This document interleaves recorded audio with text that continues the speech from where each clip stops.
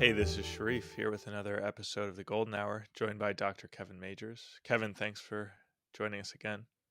Hey, Sharif, great to be back here with you. Well, Kevin, it's been exciting working on a new master class, and I think this one is great. It's going to be helpful for a lot of people.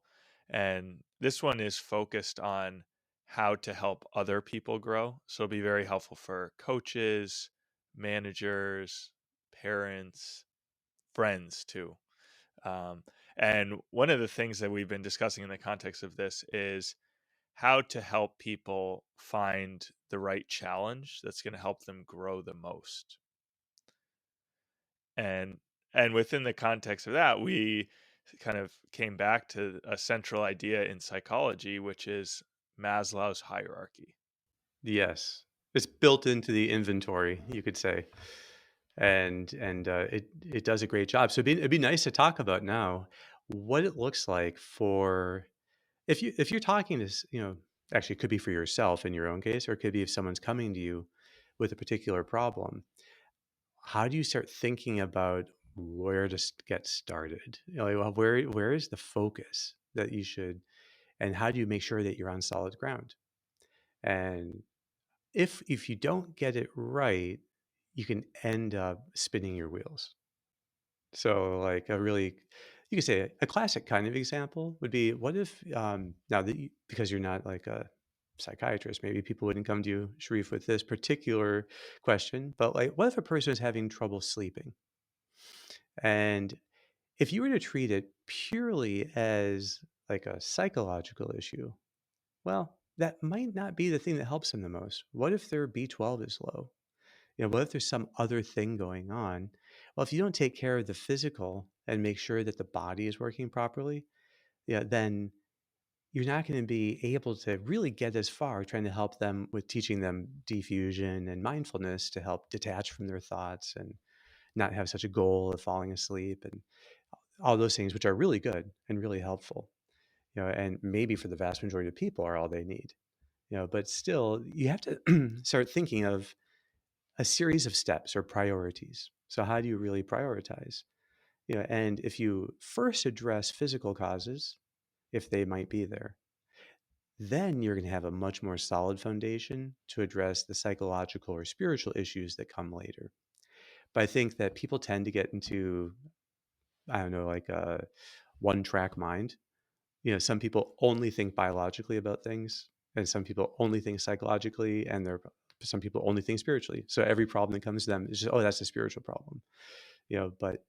But it might be really that there's a problem here with the person needing to learn how to practice reframing and mindfulness and setting challenges, the core psychological things. But similarly, so it helps to round out the picture, to have a way of thinking about prioritizing growth so that you start with really foundational things and then build your way up. So maybe we could just walk through the hierarchy very briefly, just so people have a better image. Anyone listening to this could also Google Maslow's hierarchy and follow along. But Yeah, so it's basically a just pyramid exactly. where, Google Maslow and you'll see the triangle. Yeah, exactly. yeah, it's triangle and it has physiological, then uh, freedom from fear or safety needs, then connection, then esteem or self respect or mastery, and then self actualization is the highest. So you're kind of suggesting first in the order of intention is last in the order of execution. So you start with, so the most important thing that people are going to be seeking is the top, self actualization. And I actually want to get into that a little bit later because we don't really talk about self actualization. We talk about service as kind of the highest ideal. So it's interesting to compare those two, I think. Um, but that's kind of the last thing that you attain. Yeah, it's exactly. So one of the reasons to start growing is so that you can be the best version of yourself. That you want to have you have one life to live. So why not try to make sure that this is you're living it the best way that you can. So that actually is the goal. That's the drive for self-actualization.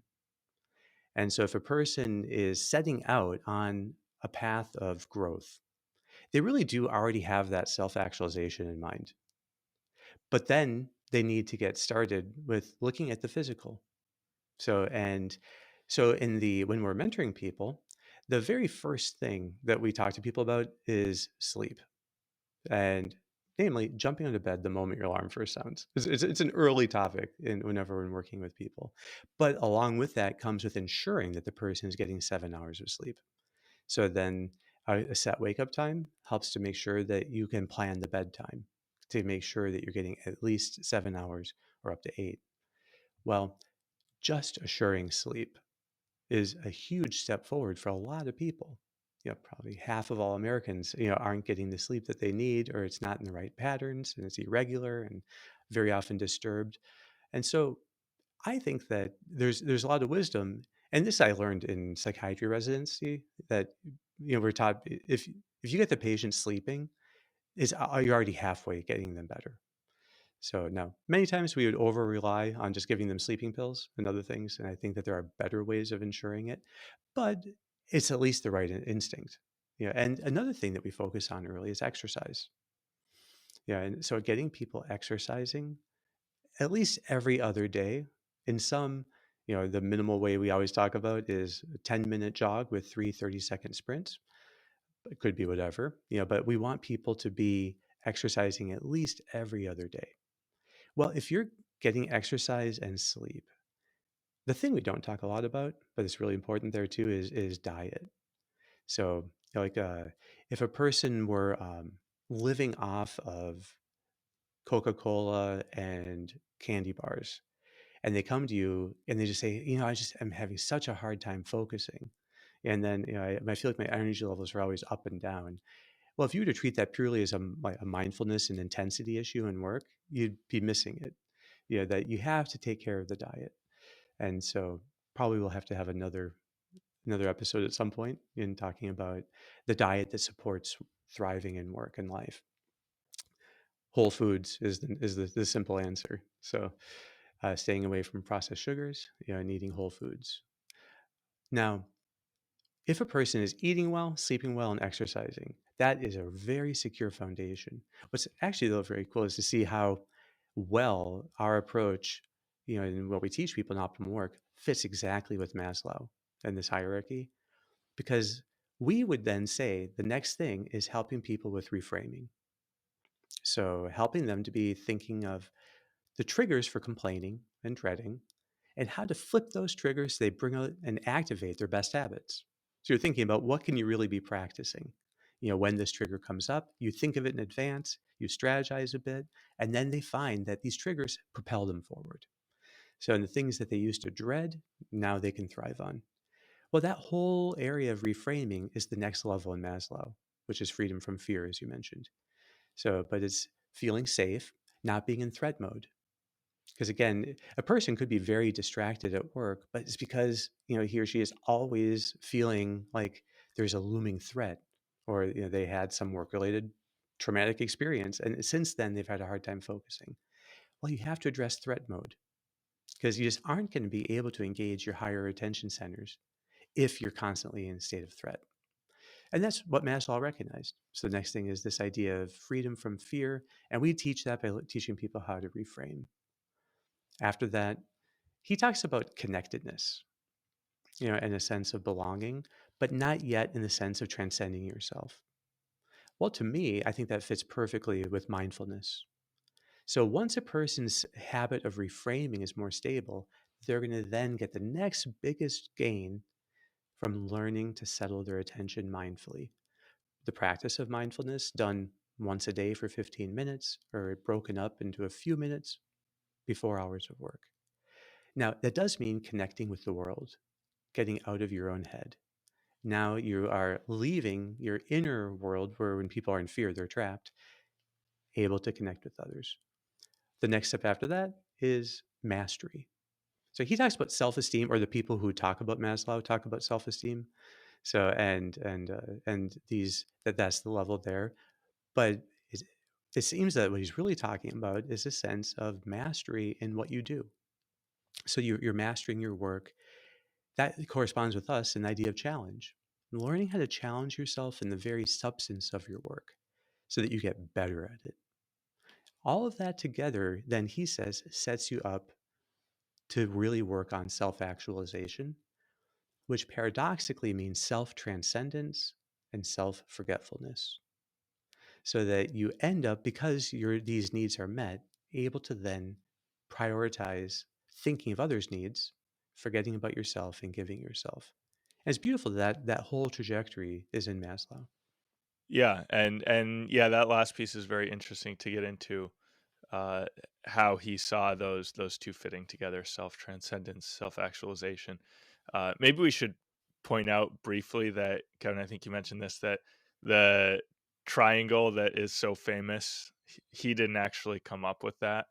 Yeah, that's So that's not like in a book of his. yeah. Scott Barry Kaufman talks about that and says at one point someone was it was towards the end of his life, and someone was talking to Maslow, and they're asking him some questions, and they started drawing uh, the triangle on a napkin to be referring to it, and then Maslow said, "Oh, that." I won't swear on the show, but he's like, that triangle. So he was annoyed to see the triangle, and he's like, because he never actually did the triangle. He just talked about the stages. So and you can think of them as steps that need to be secure for the next step. But it's not like he ever also said that you have to just focus all your energies on one and then the next and then the next. So sometimes there's a real deficit in one of them, and then you target that.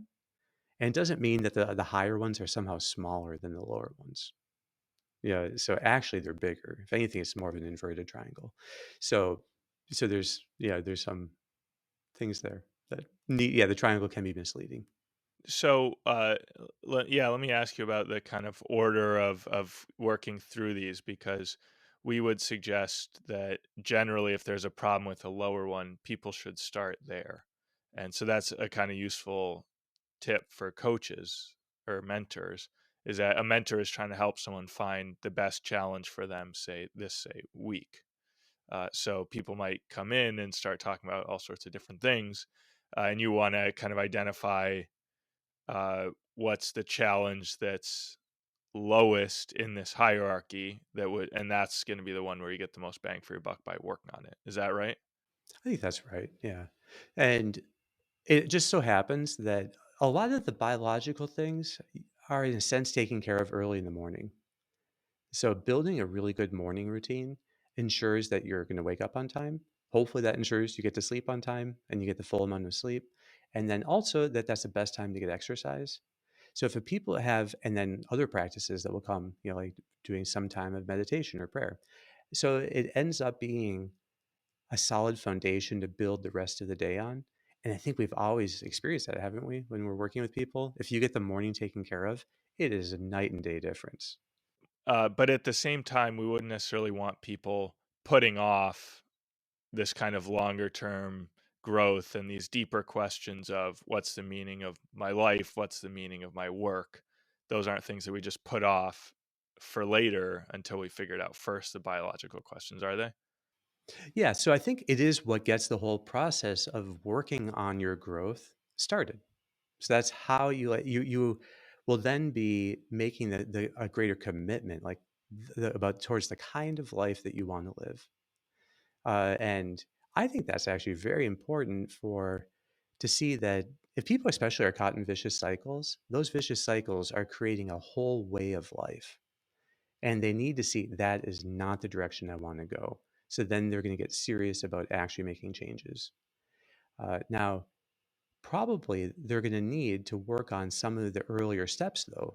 Taking care of their, the body and its needs will make it easier to take care of threat mode, and that makes it easier to practice more continual mindfulness, and setting challenges for yourself, and all of that then lends to where the growth, like being able to actually transcend yourself, is made easier.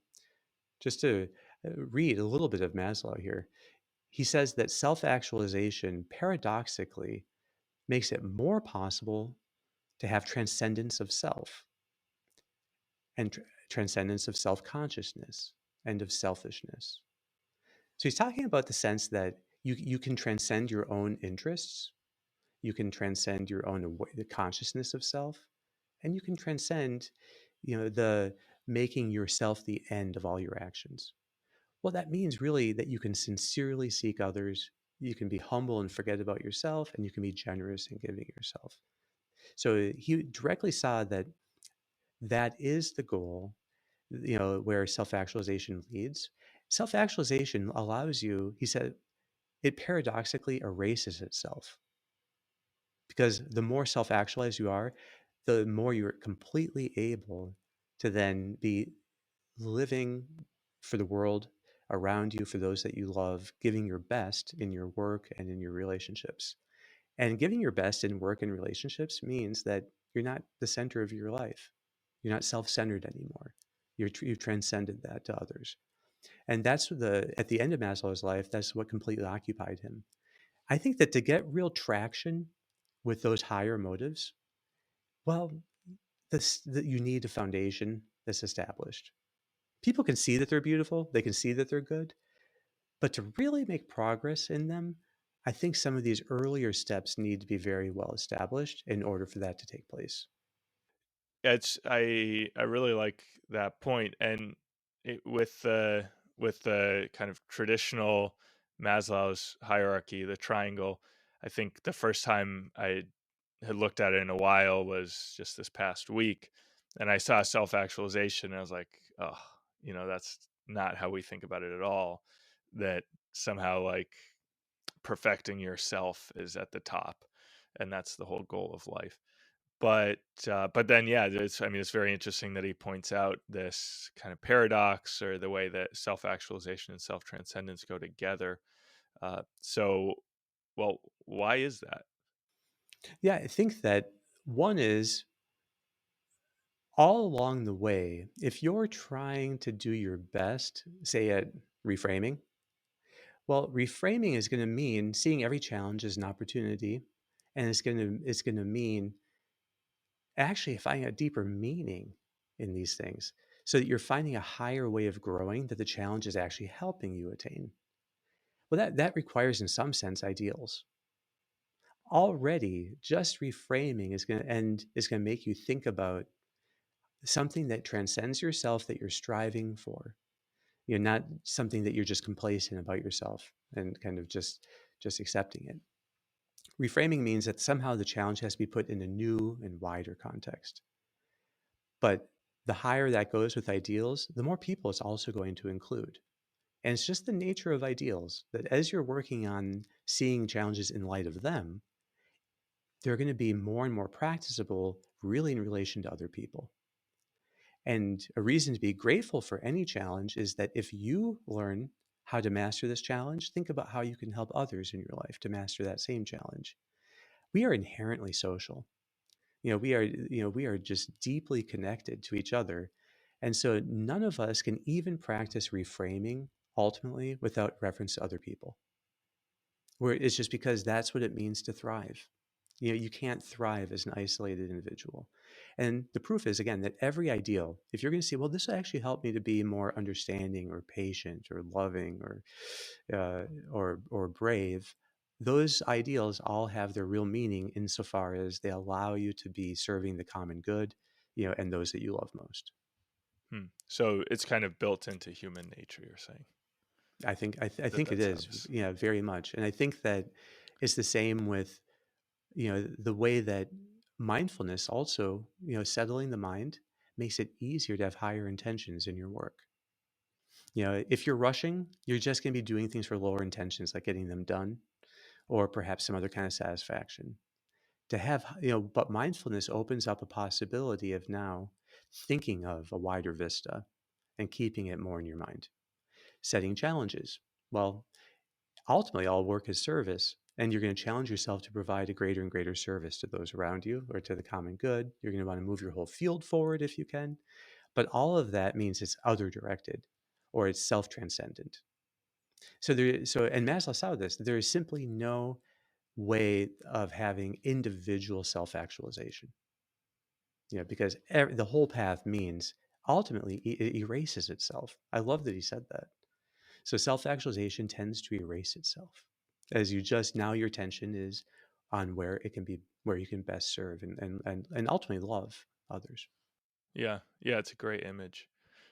Well, Kevin, we're basically out of time, so I don't know if you want to finish up by maybe just talking a little bit about how this fits into the context of mentoring or coaching, and maybe just within the context of the masterclass that we're the second masterclass that we're now working on, to share a little bit about that.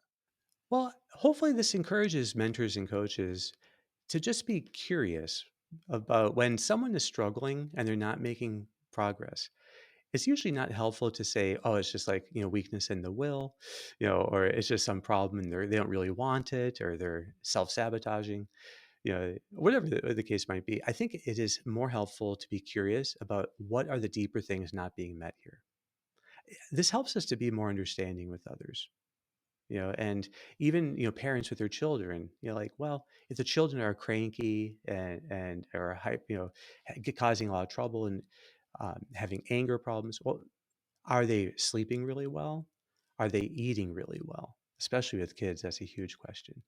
Are they getting enough exercise outdoors? Do they get enough sunlight? I think it just helps us to always be more understanding with others. That we see that they might have things, that they're struggling with that they don't even know is an issue. And if we have this model of how to like just make sure you have a solid foundation with each step, we are definitely going to be able to help the most number of people. Well, Kevin, thanks so much. All right, Sharif. We'll be Thank back you. next week.